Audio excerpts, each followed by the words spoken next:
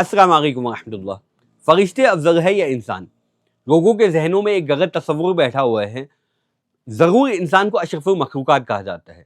आपने तबलीगी अहबाब के बयान में भी सुना होगा कि वो फरमाते हैं कि अल्लाह का एहसान है कि उन्होंने हमें ईमान की दौलत से नवाजा।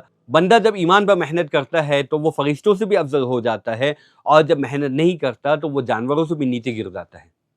ये बात काफ़ी हद तक दुरुस्त है, लेकिन अगर इसमें कुछ तफसीर ना शामिल की जाए तो बात नामुकम्मल रह जाती है। अहले सुन्नत व जमात का मौक़िफ़ ये है कि जैसे खुलफ़ाए राशिदीन के दरमियान में अफजलियत के सिलसिले में एक तरतीब मौजूद है। पहले हज़रत अबू बकर अफजल है, फिर हज़रत उमर, फिर हज़रत उस्मान, फिर हज़रत अली। वैसे ही फ़रिश्तों और इंसानों के दरमियान में भी ये तरतीब मौजूद है। इस तरतीब को समझने के लिए बुनियादी तौर पर ये समझे कि फ़रिश्तों की दो किस्में हैं। एक तो वो है जो ख़ास है, यानी कि फ़रिश्तों में से ख़ास है, जैसे कि 4 मुक़र्रब फ़रिश्ते हज़रत जिब्रील, हज़रत मिकाईल, हज़रत इज़राफ़ील, हज़रत इज़राईल। और दूसरी किस्म जो है वो आम फ़रिश्तों की है। ऐसे ही इंसानों को जो है 3 किस्मों में बांटा गया है। सबसे पहली किस्म वो है जो इनके ख़ास है, यानी कि अंबिया अलैहिमुस्सलातु वस्सलाम, अल्लाह ने जितने नबियों को भेजा है वो इसमें शामिल है। दूसरी किस्म जो है वो अल्लाह के नेक बंदे हैं, सुलहा है, अत्क़िया है, अल्लाह के बुज़ुर्गान दीन है।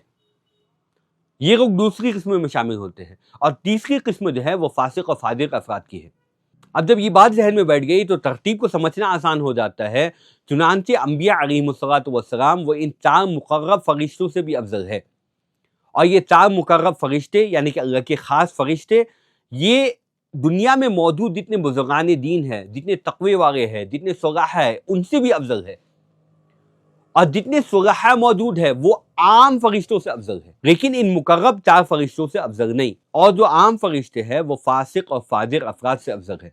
तो ये मुकम्मल तरतीब है। लिहाजा अगर कोई ये कहे कि अशरफुल मखलूक़ात होने के ये माने हैं कि इंसान तमाम फरिश्तों से अफजल है, तो ये बात गलत हो जाएगी।